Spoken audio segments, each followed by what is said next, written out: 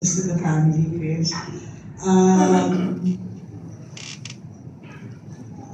I've worked with Tita Glo numerous times, and if I may say, growing up, kapareho rin po ni Miss Johnny Mercado, mahilig ako manood ng black and white movies. So together with Tita Nida and everybody else, lagi ko siya pinapanood. If there are two actresses that I respect in the industry, that's Miss Lolita Rodriguez and Miss Gloria Romero. I've learned so much from her, working with her in Tanging Yaman. We did several teleseries. And alagang-alaga po namin siya nila Direk Wen. My relationship with Tita Gloria was not more of as a colleague, as a co-actress, but more of a mas personal. Recently lang nag-uusap po kami ni John Estrada, because we, pinag-uusapan namin yung mga artista ng araw, the working ethics, and that's, we were discussing na sana yun yung matutunan ng mga bata na nag-aartista ngayon.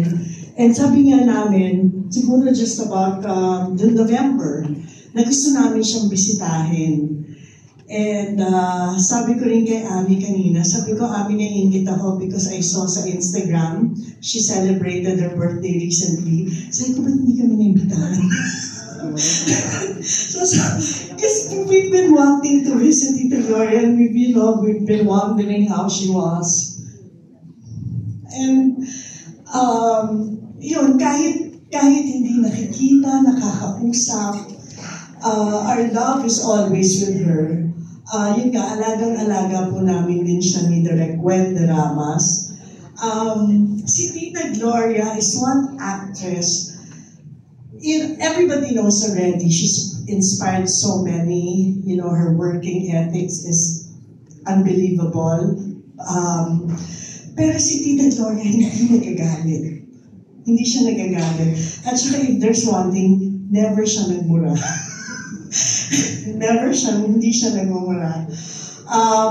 If I may just share, but there's this one teleserye, the first time ko in all the years that I've worked with her, first time ko siya nakita mairita, tapos nainis, tapos kasi pagod na siya, and she was working till I think 2 a.m. So pagod na siya.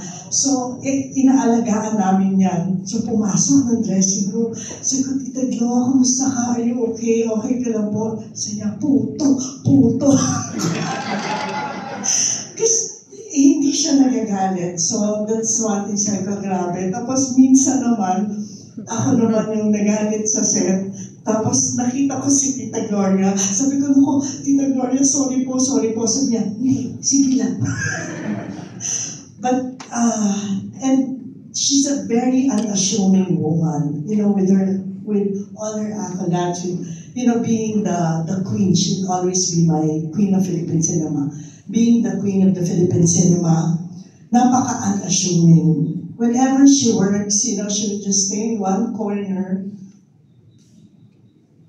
She'll tell you stories. She'll tell you advices. Ganun lang, simple.